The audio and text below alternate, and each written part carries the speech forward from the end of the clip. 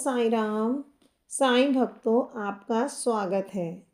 आज हम साईं सच्चरित्र के अध्याय 29 की दिव्य कथा सुनेंगे। यह अध्याय हमें सिखाता है कि सच्चा गुरु अहंकार को तोड़कर भक्त को सत्य के मार्ग पर ले आता है। तो चलिए शुरुआत करते हैं इस दिव्य कथा की। ओम साईं राम। मैं प्रियंका, साईं की लाडली।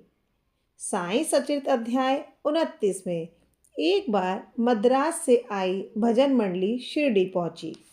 वे भक्ति में लीन होकर ढोल मंजीरों के साथ भजन गाने लगे, लेकिन बाबा को दिखावटी भक्ति पसंद नहीं थी।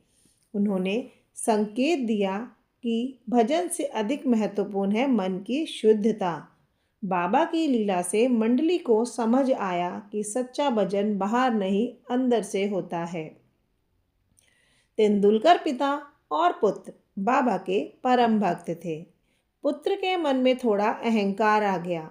बाबा ने लीला के द्वारा उसे समझाया कि ज्ञान से पहले विनम्रता आवश्यक है।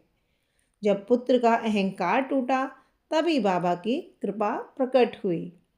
डॉक्टर कैप्टन हाके अपने ज्ञान पर बहुत गर्व करते थे।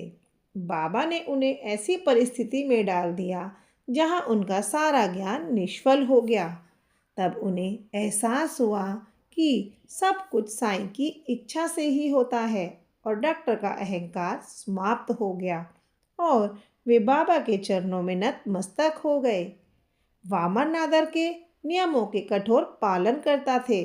बाबा ने दिखाया केवल नियम नहीं, प्रेम और समर्पण ही सच्ची भक्ति है।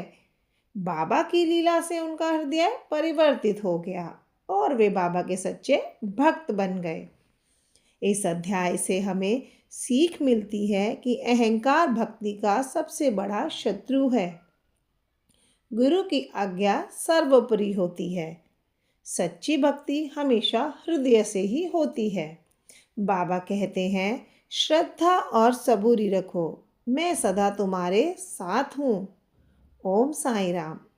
अगर आपको ये कथा अच्छी लगी हो तो लाइक, शेयर और सब्सक्राइब अवश्य करें और कमेंट में ओम साईं राम लिखें।